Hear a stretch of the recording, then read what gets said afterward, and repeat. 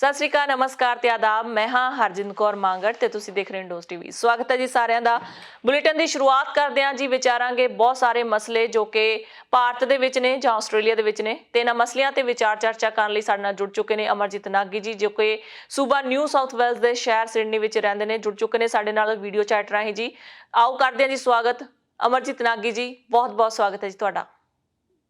Thank you ਜੀ। ਸਤਿ ਸ਼੍ਰੀ ਅਕਾਲ ਹਰਜਿੰਦ, ਤੇ ਤੁਹਾਡੇ ਦਰਸ਼ਕਾਂ ਨੂੰ ਵੀ ਸਤਿ ਸ਼੍ਰੀ ਅਕਾਲ, ਸਲਾਮ ਤੇ ਨਮਸਤੇ। ਕੀ ਹਾਲ ਚਾਲ ਨੇ ਜੀ ਬ੍ਰਿਸਬਨ ਦੇ? ਪਹਿਲਾਂ ਅਸੀਂ ਬ੍ਰਿਸਬਨ ਦੇ ਹਾਲ ਚਾਲ ਬਹੁਤ ਵਧੀਆ ਹੈ ਜੀ। ਸਾਡੇ ਕੋਵਿਡ ਦੀ ਮਾਰ ਕਦੇ ਜੇ ਪੈ ਜਾਂਦੀ ਆ ਤਾਂ ਇੱਕਾ ਦੁੱਕਾ ਕੇਸ ਆਉਂਦੇ ਆ ਜੀ, ਤੇ ਉਹਨਾਂ ਤੇ ਕਾਬੂ ਪਾ ਲਿਆ ਜਾਂਦਾ ਹੈ। ਸੋ ਸਾਡੇ ਕੋਈ ਖਾਸ ਰਿਸਟ੍ਰਿਕਸ਼ਨਸ ਹੈ ਨਹੀਂ ਆ ਜੀ। ਆਮ ਤਰ੍ਹਾਂ ਦੀ ਜਿਵੇਂ ਜ਼ਿੰਦਗੀ ਚੱਲਦੀ ਹੈ ਜੀ ਸਾਡੀ, ਉੱਦਾਂ ਚੱਲਦੀ ਹੈ। ਸਾਡੇ ਹਰ ਰੋਜ਼ ਤਿੱਥ ਤਿਉਹਾਰ ਮਨਾਏ ਜਾਂਦੇ ਆ ਜੀ। ਕਦੇ ਕੋਈ ਇਵੈਂਟ ਆ ਜਾਂਦਾ, ਕਦੇ ਕੋਈ। ਸਾਡੇ ਰੌਣਕਾਂ ਲੱਗਦੀਆਂ ਜੀ ਲਗਾਤਾਰ। ਤੁਸੀਂ ਦੱਸੋ, ਨਿਊ ਸਾਊਥ ਵੇਲਜ਼ ਦੇ ਵਿੱਚ ਹੁਣ ਸੁੱਖ ਸ਼ਾਂਤ ਹੈ ਮਾੜੀ ਮੋਟੀ ਕਿ ਨਹੀਂ? You are making me feel jealous, ਪਰ ਸਾਡੇ ਵੀ ਇੱਥੇ ਹੁਣ ਸਿਚੁਏਸ਼ਨ ਥੋੜੀ ਸੰਭਲ ਰਹੀ ਹੈ। ਅੱਜ ਦੇ ਕੇਸਿਸ ਨੇ ਜਿਹੜੇ ਉਹ 1000 ਤੋਂ ਥੱਲੇ ਆਏ ਨੇ। ਚਲੋ ਸ਼ੁਕਰ ਹੈ ਜੀ ਪ੍ਰਮਾਤਮਾ ਦਾ, ਥੋੜਾ ਤਾਂ ਠੱਲ ਪਈ। ਠੱਲ ਪਈ, ਹਾਂਜੀ। ਅਨਫੋਰਚੂਨੇਟਲੀ 12 ਡੈਥਸ ਵੀ ਹੋਈਆਂ ਨੇ, but they are all kind of senior people, ਤੇ ਉਹਨਾਂ ਦੀ ਅੰਡਰਲਾਈਂਗ ਮੈਡੀਕਲ ਕੰਡੀਸ਼ਨਸ ਵੀ ਸੀ, ਉਹਨਾਂ ਦੀ ਹੀ ਮੌਤ ਹੋਈ ਹੈ। ਬਾਕੀ ਸਭ ਠੀਕ ਹੋ ਗਿਆ। 787 ਕੇਸ ਨੇ। ਤੇ ਕੁਝ ਅੱਜ ਦੀ ਇੱਕ ਅੱਛੀ ਨਿਊਜ਼ ਇਹ ਹੈ ਕਿ ਇੱਥੋਂ ਦੀ ਪ੍ਰੀਮੀਅਰ ਜਿਹੜੀ ਗਲੈਡੀਜ਼ ਬੈਰਾਜਿਕਲੀਅਨ ਹੈ, ਉਹਨਾਂ ਨੇ ਰੋਡ ਮੈਪ ਅਨਾਉਂਸ ਕੀਤਾ how to get out of this lockdown ਤੋਂ। ਤੇ ਉਹ ਰੋਡ ਮੈਪ ਦੀ ਡਿਟੇਲ ਇਸ ਤਰ੍ਹਾਂ ਨੇ ਕਿ ਇੱਕ ਵਟ ਦੇ ਟਾਰਗੇਟ ਹੈਗੀ 70% ਡਬਲ ਡੋਜ਼ ਵੈਕਸੀਨੇਸ਼ਨ, ਜਿਹੜੀ ਕਿ ਉਹ ਉਹਨਾਂ ਨੂੰ ਉਮੀਦ ਹੈ ਕਿ 11 ਅਕਤੂਬਰ ਤੱਕ ਅਸੀਂ ਅਚੀਵ ਕਰ ਲਾਂਗੇ, ਜਿਹੜਾ ਵੈਕਸੀਨੇਸ਼ਨ ਰੇਟ ਉਹਦੇ ਨਾਲ ਹੋ ਰਿਹਾ। ਉਸ ਤੋਂ ਬਾਅਦ ਹਾਂਜੀ, ਨਾਰਮਲ ਸ਼ਾਪਸ ਤੇ ਹੋਰ ਜਿਹੜੀਆਂ ਸਰਵਿਸਿਜ਼ ਨੇ, ਪਰਸਨਲ ਸਰਵਿਸਿਜ਼, ਬਿਊਟੀਸ਼ੀਅਨਸ ਤੇ ਤੁਹਾਡੇ ਜਿਮਸ ਨੇ, ਇਹ ਸਾਰੇ ਖੁੱਲ ਜਾਣਗੇ। ਬਟ ਸਟਿਲ ਵਿਦਿਨ ਜਿਹੜਾ 4 ਸਕੁਅਰ ਮੀਟਰ ਦਾ ਰੂਲ ਹੈ, ਉਹਦੇ ਨਾਲ ਉਹ ਰਿਸਟ੍ਰਿਕਸ਼ਨਸ ਲੱਗੀਆਂ ਰਹਿਣਗੀਆਂ। ਲੇਕਿਨ ਉਹੀ ਲੋਕੀ ਬਾਹਰ ਇਹ ਸਾਰੀਆਂ ਚੀਜ਼ਾਂ ਦਾ ਫਾਇਦਾ ਉਠਾ ਸਕਦੇ ਨੇ ਜਿਹੜੇ ਕਿ ਡਬਲ ਵੈਕਸੀਨੇਸ਼ਨ ਇਹਨਾਂ ਦੀ ਹੋ ਚੁੱਕੀ ਹੈ। ਤੇ ਉਸ ਤੋਂ ਬਾਅਦ ਸੈਕੰਡ ਮਾਈਲਸਟੋਨ, ਤੇ ਜਿਨ੍ਹਾਂ ਦੀ ਸਿੰਗਲ ਡੋਜ਼ ਹੈ ਉਹਨਾਂ ਨੂੰ ਇਹ ਸਹੂਲਤਾਂ ਨਹੀਂ ਮਿਲਣਗੀਆਂ ਉਦੋਂ ਤੱਕ? ਹਾਂ, ਉਦੋਂ ਤੱਕ ਨਹੀਂ, ਉਹਨਾਂ ਨੂੰ ਡਬਲ ਡੋਜ਼ ਜਦੋਂ ਉਹਨਾਂ ਦੀ ਅਚੀਵ ਕਰ ਲੈਣਗੇ, ਉਸ ਤੋਂ ਬਾਅਦ ਇਹ ਸਾਰੀਆਂ ਸਹੂਲਤਾਂ ਉਠਾ ਸਕਦੇ ਨੇ। ਹਾਂਜੀ, ਦੂਸਰਾ ਮਾਈਲਸਟੋਨ ਉਹਨਾਂ ਦਾ 80% ਡਬਲ ਵੈਕਸੀਨੇਸ਼ਨ ਦਾ ਟਾਰਗੇਟ ਹੈ, ਜਿਹੜਾ ਕਿ ਉਹਨਾਂ ਦਾ ਇਸ ਵੇਲੇ ਅੰਦਾਜ਼ਾ ਹੈ ਕਿ 25 ਅਕਤੂਬਰ ਤੱਕ ਉਹ ਅਚੀਵ ਕਰ ਲੈਣਗੇ। ਉਸ ਤੋਂ ਬਾਅਦ ਉਹਨਾਂ ਦੇ ਵੀ ਨਾਰਮਲ ਸਾਰੇ ਰਿਸਟ੍ਰਿਕਸ਼ਨ ਹਟਾ ਦੇਣਗੇ। ਪਲੱਸ ਅਗਰ ਹੋ ਸਕਿਆ, ਅਗਰ ਫੈਡਰਲ ਗਵਰਨਮੈਂਟ ਨੇ ਅਲਾਉ ਕੀਤਾ, ਤੇ 25 ਅਕਤੂਬਰ ਤੋਂ ਬਾਅਦ ਇੰਟਰਨੈਸ਼ਨਲ ਟਰੈਵਲ ਦੀ ਪਰਮਿਸ਼ਨ ਵੀ ਮਿਲ ਸਕਦੀ ਹੈ। ਕਿਆ ਬਾਤ ਹੈ ਜੀ। ਸਾਡੀ ਜਿਹੜੀ ਸੂਈ ਹੈ ਇੱਥੇ ਅਟਕੀ ਰਹਿੰਦੀ ਹੈ ਕਿ ਇੰਟਰਨੈਸ਼ਨਲ ਬਾਰਡਰ ਕਦੋਂ ਖੁੱਲਣਗੇ, ਕਿਉਂਕਿ ਬਹੁਤ ਸਾਰੇ ਲੋਕ ਨੇ ਜੀ ਜਿਹੜੇ ਆਸ ਵਿੱਚ ਬੈਠੇ ਨੇ ਕਿ ਅੱਜ ਬਾਰਡਰ ਖੁੱਲਣਗੇ। ਖਾਸ ਕਰਕੇ ਸਟੂਡੈਂਟਸ, ਉਹਨਾਂ ਦਾ ਬਹੁਤ ਬੁਰਾ ਹਾਲ ਸੀ। ਤੇ ਨਾਲ ਹੀ ਜਿਹੜੇ ਸਥਾਈ ਜਾਂ ਅਸਥਾਈ ਵੀਜ਼ੇ ਦੇ ਲੋਕੀ ਫਸੇ ਹੋਏ ਨੇ ਜੀ, ਉਹ ਬੜੇ ਤਾਂਗ ਹੈ ਉਹਨਾਂ ਨੂੰ ਆਸਟ੍ਰੇਲੀਆ ਆਉਣ ਦੀ। ਹਾਂ ਬਿਲਕੁਲ ਜੀ। ਬਟ ਓਨਲੀ ਰਿਸਟ੍ਰਿਕਸ਼ਨ ਉਹਨਾਂ ਤੇ ਇਹ ਰਹਿਣੀ ਹੈ ਕਿ ਡਬਲ ਡੋਜ਼ ਵੈਕਸੀਨੇਸ਼ਨ ਉਹਨਾਂ ਦੀ ਹੋਣੀ ਚਾਹੀਦੀ ਹੈ। ਤੇ 25 ਅਕਤੂਬਰ ਤੋਂ ਬਾਅਦ ਉਹਦੇ ਬਾਰੇ ਪਲੈਨਿੰਗ ਵੀ ਸ਼ੁਰੂ ਹੋ ਜਾਏਗੀ। ਤੇ ਪਲੇਸਿਸ ਆਫ ਵਰਸ਼ਿਪ ਤੇ ਵੀ ਲੋਕੀ 80% ਤੋਂ ਬਾਅਦ, ਜਦੋਂ 80% ਡਬਲ ਡੋਜ਼ ਹੋ ਜਾਂਦੀ ਹੈ, ਇਹਨੂੰ ਗੁਰਦੁਆਰੇ ਜਾਣਾ, ਬੰਦੇ ਜਾਣਾ ਸਾਰਿਆਂ ਨੇ, ਉਹ ਉੱਥੇ ਵਿਜ਼ਿਟ ਕਰ ਸਕਦੇ ਨੇ। ਤੇ ਤੀਸਰਾ ਮਾਈਲਸਟੋਨ ਹੈ ਉਹਦਾ 1 ਦਸੰਬਰ।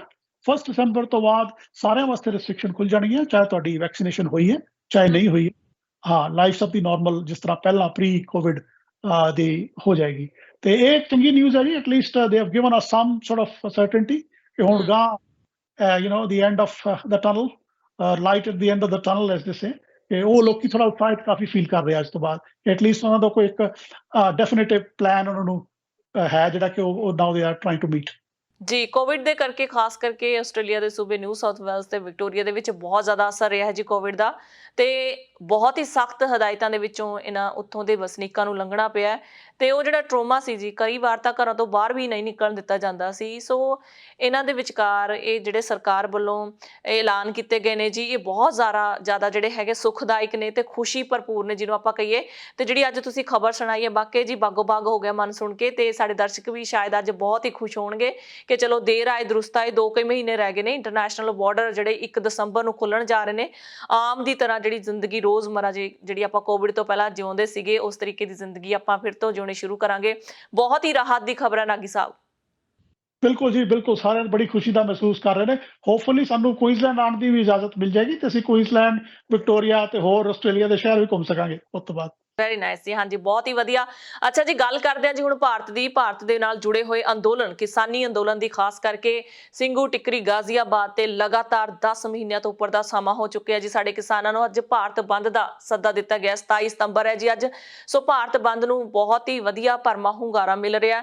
ਸੰਯੁਕਤ ਕਿਸਾਨ ਮੋਰਚੇ ਦੇ ਜਿਹੜੇ ਆਗੂ ਨੇ ਰਾਕੇਸ਼ ਟਿਕੈਤ, ਉਹਨਾਂ ਨੇ ਕਿਹਾ ਕਿ ਅੱਜ ਦਾ ਜਿਹੜਾ ਦਿਨ ਹੈ ਇਤਿਹਾਸਕ ਹੋ ਨਿਬੜਨਾ ਹੈ। ਨਹੀਂ, ਬਿਲਕੁਲ ਠੀਕ ਹੈ ਜੀ। ਇਸ ਅੰਦੋਲਨ ਦਾ ਵਾਕਈ ਇੱਕ ਹਿਸਟੋਰਿਕ ਮਾਈਲਸਟੋਨ ਹੈ। ਖਾਸ ਇਸ ਦਿਨ ਦੀ ਮਹੱਤਤਾ ਇਹ ਹੈ ਕਿ 27 ਸਤੰਬਰ 2020 'ਚ ਇਹ ਜਦੋਂ ਪ੍ਰੈਜ਼ੀਡੈਂਟ ਸਾਹਿਬ ਨੇ ਸਾਡੇ ਇੰਡੀਆ ਦੇ, ਉਹਨਾਂ ਨੇ ਜਦੋਂ ਬਿੱਲ ਜਦੋਂ ਪਾਸ ਹੋ ਗਏ ਸੀ ਪਾਰਲੀਮੈਂਟ ਤੋਂ, ਤੇ ਉਹ ਇਸ ਦਿਨ ਉਹਨਾਂ ਨੇ ਬਿੱਲ ਸਾਈਨ ਕੀਤੇ ਸੀ ਤੇ ਕਾਨੂੰਨ 'ਚ ਤਬਦੀਲ ਹੋਏ ਸੀ। ਤੇ ਅੱਜ ਦੀ ਡੇਟ ਨੂੰ 1 ਸਾਲ ਪਹਿਲਾਂ, 12 ਮਹੀਨੇ ਪਹਿਲਾਂ, ਤੇ ਅੱਜ ਦਾ ਦਿਨ ਇਸੇ ਗੱਲ ਕਿਸਾਨਾਂ ਨੇ ਚੂਜ਼ ਕੀਤਾ ਕਿ ਇਹਦੇ ਅਗੇਂਸਟ ਪ੍ਰੋਟੈਸਟ ਦਾ ਦਿਨ ਇਹਨੂੰ ਮਨਾਇਆ ਜਾ ਰਿਹਾ। ਤੇ ਉਹਨਾਂ ਨੇ ਜਿਹੜੀ ਭਾਰਤ ਬੰਦ ਦਾ ਸੱਦਾ ਦਿੱਤਾ, ਉਹ ਵਾਕਈ ਬੜਾ ਸਕਸੈਸਫੁਲ ਰਿਹਾ। ਉਹਦੇ 'ਚ ਉਹਨਾਂ ਨੇ ਕਾਲ ਕੀਤੀ ਹੈ ਵੀ ਸਾਰੀਆਂ ਦੁਕਾਨਾਂ, ਸ਼ਾਪਸ, ਆਫਿਸਿਸ, ਚਾਹੇ ਪ੍ਰਾਈਵੇਟ ਨੇ ਚਾਹੇ ਗਵਰਨਮੈਂਟ ਦੇ ਆਫਿਸਿਸ ਨੇ, ਪਲੱਸ ਐਜੂਕੇਸ਼ਨ ਸੈਂਟਰਸ, ਯੂਨੀਵਰਸਿਟੀਆਂ ਨੇ, ਸਕੂਲ ਨੇ, ਉਹ ਸਾਰੇ ਬੰਦ ਰੱਖੇ ਜਾਣਗੇ। ਤੇ ਇਹਨਾਂ ਨੂੰ ਸਾਰੀ ਜਿਹੜੀ ਆਲ ਪਾਰਟੀ ਆਪੋਜੀਸ਼ਨ ਪਾਰਟੀਜ਼ ਨੇ, ਉਹਨਾਂ ਦੀ ਵੀ ਸਪੋਰਟ ਮਿਲੀ ਹੈ। ਕਾਂਗਰਸ ਹੋ ਗਈ, ਚਾਹੇ BSP ਹੋ ਗਈ, ਚਾਹੇ ਸਮਾਜਵਾਦੀ ਪਾਰਟੀ ਹੈ, ਇਹਨਾਂ ਸਾਰਿਆਂ ਦੀ ਸਪੋਰਟ ਮਿਲੀ ਹੈ। ਇਹਦੇ ਇਲਾਵਾ ਉਹਨਾਂ ਨੇ ਐਮਰਜੈਂਸੀ ਵਹੀਕਲਸ ਦੇ ਉੱਤੇ, ਅਗਰ ਕੋਈ ਬਿਮਾਰ ਹੈ, ਉਹਨੂੰ ਕੋਈ ਟਰੈਵਲ ਕਰਨਾ ਪੈ ਰਿਹਾ, ਉਹਦੇ ਉੱਤੇ ਕੋਈ ਰਿਸਟ੍ਰਿਕਸ਼ਨ ਨਹੀਂ ਲਗਾਈ। ਤੇ ਕਿਸੇ ਦੇ ਘਰ ਕੋਈ ਡੈਥ ਹੋ ਜਾਂਦੀ ਹੈ ਜਾਂ ਹੋਰ ਕੋਈ ਅਣਸੁਖਾਵਾਂ ਇੰਸੀਡੈਂਟ ਹੋ ਜਾਂਦਾ, ਉਹਦੇ ਵਾਸਤੇ ਵੀ ਕੋਈ ਰਿਸਟ੍ਰਿਕਸ਼ਨ ਨਹੀਂ ਹੈ ਟਰੈਵਲ ਤੇ।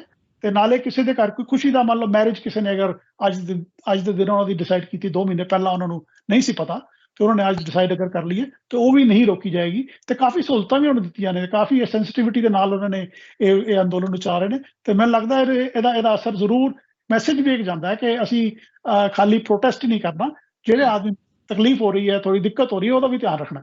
ਤੇ I think it's very good initiative. ਜੀ ਬਿਲਕੁਲ, ਇਹੀ ਸੰਦੇਸ਼ ਹੈ ਜੀ ਕਿਸਾਨਾਂ ਵੱਲੋਂ। ਲਗਾਤਾਰ 10 ਤੋਂ 11 ਮਹੀਨੇ ਦੇ ਵਿਚਕਾਰ ਦਾ ਸਮਾਂ ਹੋ ਚੱਲਿਆ ਤੇ ਲਗਾਤਾਰ ਉਹ ਇੱਕ ਮਿਸਾਲ ਪੈਦਾ ਕਰ ਰਹੇ ਆ ਜੀ ਲੋਕਾਂ ਦੇ ਵਿੱਚ ਕਿ ਕਿਸ ਤਰ੍ਹਾਂ ਲੜਾਈ ਤੋਂ ਬਿਨਾਂ ਜਿਹੜਾ ਸ਼ਾਂਤੀਪੂਰਵਕ ਸੰਘਰਸ਼ ਹੈਗਾ, ਲੋਕਾਂ ਨੂੰ ਸਮਝਾਉਣ ਦੀ ਕੋਸ਼ਿਸ਼ ਕੀਤਾ ਜਾ ਰਿਹਾ ਜੀ। ਮਿਸਾਲਾਂ ਪੈਦਾ ਕਰ ਦਿੱਤੀਆਂ ਜੀ ਕਿਸਾਨਾਂ ਨੇ। ਐਕਚੁਅਲੀ ਉਹ ਇਕੱਲੇ ਕਿਸਾਨੀ ਸੰਘਰਸ਼ ਲਈ ਨਹੀਂ ਬੈਠੇ, ਜਿਹੜੀ ਵੀ ਕਾਨੂੰਨੀ ਨੀਤੀ ਜਾਂ ਕਿ ਕੋਈ ਵੀ ਆਵਾਮ ਜਨਤਾ ਮਾਰੂ ਨੀਤੀ ਜਿਹੜੀ ਬਣਦੀ ਹੈ, ਖਾਸ ਕਰਕੇ ਚਾਹੇ ਬਿਜਲੀ ਬਿੱਲ ਹੋਣ ਜਾਂ ਫਿਰ ਗੈਸ ਬਿੱਲ ਹੋਣ, ਰਸੋਈ ਬਿੱਲ ਹੋਣ ਜਾਂ ਪੈਟਰੋਲ ਡੀਜ਼ਲ, ਉਹ ਲਗਾਤਾਰ ਸੰਘਰਸ਼ ਕਰ ਰਹੇ ਆ ਜੀ। ਤੇ ਕਿਸਾਨਾਂ ਦੇ ਥਰੂ ਹੀ ਲੋਕ ਸਟਰੋਂਗ ਹੋ ਰਹੇ ਆ, ਉਹ ਮਿਸਾਲ ਬਣ ਰਹੇ ਨੇ ਜੀ, ਲੋਕਾਂ ਨੂੰ ਆਪਣੇ ਹੱਕਾਂ ਲਈ ਲੜਨਾ ਸਿਖਾ ਰਹੇ ਨੇ। ਨਹੀਂ, ਬਿਲਕੁਲ ਬਿਲਕੁਲ ਸਹੀ ਗੱਲ ਹੈ ਜੀ। ਸਭ ਤੋਂ ਵੱਡੀ ਉਪਲਬਧੀ ਜਿਹੜੀ ਹੈ ਇਸ ਅੰਦੋਲਨ ਦੀ ਹੈ ਨਾ ਜੀ, ਉਹਨਾਂ ਨੇ ਕਿਸਾਨਾਂ ਨੇ ਸਾਰਿਆਂ ਨੂੰ, ਸਾਰੇ ਸਿਟੀਜ਼ਨਸ ਆਫ ਇੰਡੀਆ ਨੂੰ ਜਾਗਰੂਕ ਕਰਤਾ ਕਿ ਤੁਹਾਡੇ ਰਾਈਟਸ ਇਹ ਨੇ। ਅਗਰ ਤੁਸੀਂ ਵੋਟ ਪਾਈ ਹੈ, ਤੇ ਜਿਹੜੇ ਪੋਲੀਟੀਸ਼ੀਅਨਸ ਨੇ ਉਹਨਾਂ ਦਾ ਕੰਮ ਖਾਲੀ ਰਾਜ ਕਰਨਾ ਹੀ ਨਹੀਂ ਹੈ, ਉਹਨਾਂ ਨੂੰ ਡਿਲੀਵਰ ਵੀ ਕਰਨਾ। ਜੀ ਤੇ ਉਹ ਡਿਲੀਵਰ ਕਰਕੇ ਤੁਹਾਡੇ ਰਾਈਟਸ ਇਹ ਨੇ, ਆਪਣੇ ਰਾਈਟਸ ਨੂੰ ਪੁੱਛੋ। ਤੇ ਅੱਜ ਕੱਲ ਜਿਹੜੇ ਪੋਲੀਟੀਕਲ ਪਾਰਟੀਆਂ ਨੇ, ਉਹ ਵੀ ਅੰਡਰ ਪ੍ਰੈਸ਼ਰ ਨੇ, ਕਿਉਂਕਿ ਜਿਹੜਾ ਆਮ ਆਦਮੀ ਹੈ, ਉਹਨਾਂ ਕੋਲੋਂ ਸਵਾਲ ਪੁੱਛਦਾ ਕਿ ਮੈਂ ਜਦੋਂ ਤੁਹਾਨੂੰ ਵੋਟ ਦੇ ਰਿਹਾ, ਉਹਦੇ ਬਦਲੇ 'ਚ ਮੈਨੂੰ ਆਹ ਸਹੂਲਤਾਂ ਤੁਸੀਂ ਪ੍ਰੋਮਿਸ ਕੀਤੀਆਂ ਸੀ, ਇਹ ਕਿਉਂ ਨਹੀਂ ਹੋਈ। ਜੀ ਸੋ ਆਈ ਥਿੰਕ ਇਹ ਸਭ ਤੋਂ ਵੱਡੀ ਉਪਲਬਧੀ ਹੈ।